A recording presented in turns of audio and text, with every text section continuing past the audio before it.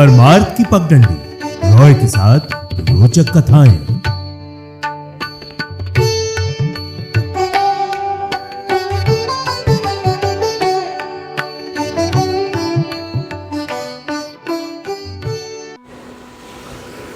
रॉय के साथ परमार्थ की पगडंडी पर एक बार फिर से हो रही है मुलाकात और आप सबको विनम्र प्रणाम और शुभ शुभ शुभ दिन।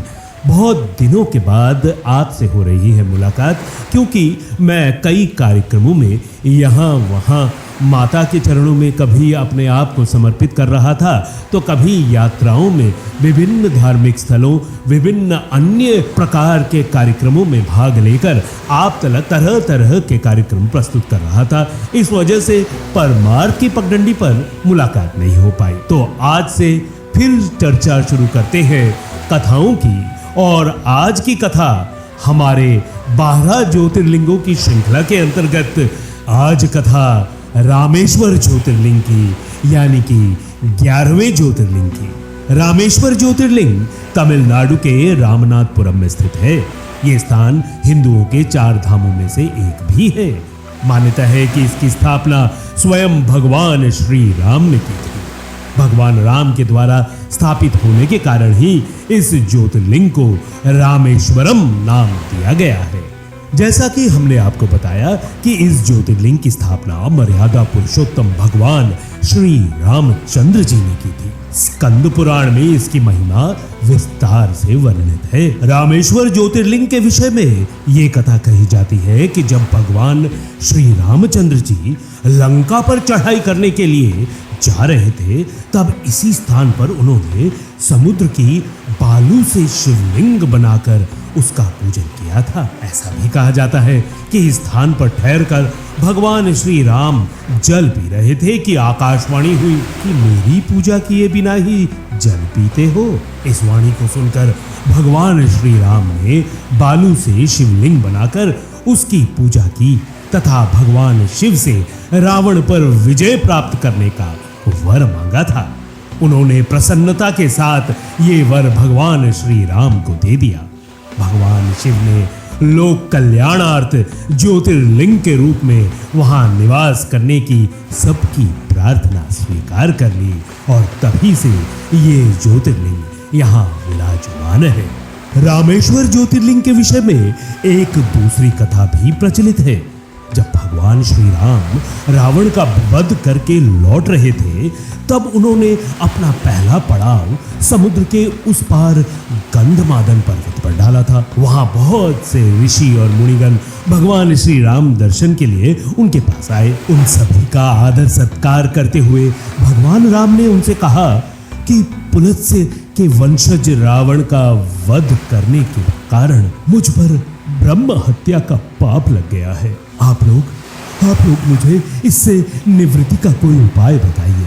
ये बात सुनकर वहां उपस्थित सारे ऋषियों मुनियों ने एक स्वर से कहा, हे रामचंद्र जी, आप यहाँ शिवलिंग की स्थापना कीजिए। इससे आप ब्रह्म हत्या के पाप से छुटकारा पा जाएंगे। भगवान श्री राम ने उनकी ये बात स्वीकार कर हनुमान जी को कैलाश पर्वत जाकर वहां से शिवलिंग लाने का आदेश दिया। हनुमान जी तत्काल ही वहां जा पहुंचे, किंतु उन्हें उस समय वहां भगवान शिव के दर्शन नहीं हुए। अतः वे उनका दर्शन प्राप्त करने के लिए वहीं बैठकर तपस्या करने लगे। कुछ काल पश्चात शिव जी के दर्शन प्राप्त कर हनुमान जी शिवलिंग लेकर लौटे, किंतु तब तक शुभ मुहूर्त बीत जाने की आशंका से यहाँ गंधमादन पर्वत के समीप माता सीता जी द्वारा शिवलिंग की स्थापना का कार्य कराया जा चुका था। हनुमान जी को यह सब देखकर बहुत दुख हुआ। उन्होंने अपनी व्यथा भगवान श्री राम से कह सुनाई। भगवान ने पहले से ही लिंग स्थापित किए जाने का कारण हनुमान जी को बताते हुए कहा कि यदि तुम चाहो तो इस लिंग को यहाँ से उखाड़ कर हटा दो। हनुमान जी अत्यंत प्रसन्न होकर उस लिंग को उखाड़ने लगे, किंतु बहुत बहुत प्रयत्न करने पर भी वो टस से मस ना हुआ। अंत में उन्होंने उस शिवलिंग को अपनी पूंछ पे लपेट कर पूंछ के साथ उसको बड़ी ही चतुराई से लपेटकर उखाड़ने का प्रयत्न किया, फिर भी वो लिंग ज्यों का त्यों अडिग बना रहा। उल्टे हनुमान जी की धक्का खाकर वो बहुत दूर, एक कोस दूर मूर्छित होकर जा गिरे। उनके शरीर से रक्त बहने लगा। ये देखकर सभी लोग अत्यंत व्याकुल हो उठे। माता सीता जी पुत्र से भी प्यारे अपने हनुमान के शरीर पर हाथ फेरती हुई विलाप करने लगी। मूर्छा दूर होने पर हनुमान जी ने भगवान श्री राम को परम ब्रह्म के रूप में सामने देखा। भगवान ने उन्हें शंकर जी की महिमा बताकर उनका प्रबोध किया। हनुमान जी द्वारा लाए गए लिंग की स्थापना भी वहीं पास में कर दी गई। भगवान शिव के प्रमुख पावन धाम में 12 ज्योतिर्लिंगों का ज्यादा धार्मिक महत्व है, आप जानते ही हैं।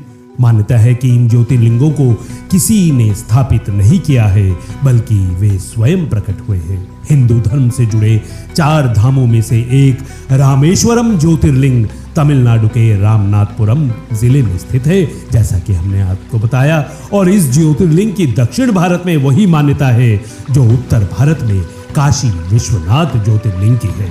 यही कारण है कि इस शिवालय में पूरे साल शिव भक्तों का तांता लगा रहता है। यहाँ श्री रामचंद्र जी द्वारा स्थापित भगवान श्री रामेश्वर ज्योतिर्लिंग के दर्शन के साथ साथ हनुमान जी जिस शिवलिंग को लेकर लौटे थे वो भी यहीं स्थापित किया गया, जिसे हनुमीदेश्वर के नाम से जाना जाता है। श्री रामेश्वरम मंदिर के भीतर 24 कुएं हैं। लोग इन कुओं को पावन तीर्थ के समान पूजते हैं और इसके जल से स्नान करते हैं। मान्यता है कि इन पवित्र कुओं के पानी से नहाने मात्र से ही लोगों के सारे पाप, कष्ट, रोग कट जाते हैं।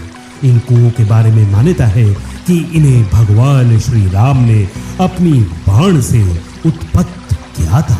मान्यता ये भी है कि ये सारे कुंड और इनका जल विभिन्न तीर्थों और नदियों से जुड़े हुए हैं और इन सभी कुंडों का तापमान भी अलग अलग होता है, जिससे इससे जुड़े रहस्य और अधिक बढ़ जाती है। रामेश्वरम ज्योतिर्लिंग की पूजा भी विशेष है और अन्य ज्योतिर्लिंगों की पूजा विधियों से थोड़ी भिन्न है। कहा जाता है कि सबसे पहले विश्वलिंगम की पूजा करनी चाहिए, जिसे हनुमान जी लाए थे, और उसके बाद रामलिंगम की आराधना करनी चाहिए। रामायण कथा में वर्णित राम सेतु रामेश्वरम से श्रीलंका तक फैला हुआ था और इसे भगवान राम के वानर सेना द्वारा बनाया गया है। ये सेतु आज भी वैज्ञानिकों के लिए एक रहस्य बना हुआ है और रामेश्वरम ज्योतिर्लिंग के दर्शन के बाद इस सेतु पर जाकर अपने आप आराध्य देव को अपनी सुमनांजलि प्रस्तुत कर सकते हैं। कहा यह भी जाता है कि जिस तरह से रामेश्वरम ज्योतिर्लिंग की पूजा करने से जीवन में समस्त बाधाएं समाप्त हो जाती हैं और व्यक्ति को मोक्ष की प्राप्ति होती है, लेकिन यदि व्यक्ति वाराणसी में मृत्यु से पहले पूजा करता है और फिर रामेश्वरम आकर भगवान शिव का जलाभिषेक करता है, उसे मोक्ष की अवश्य प्राप्ति होती है।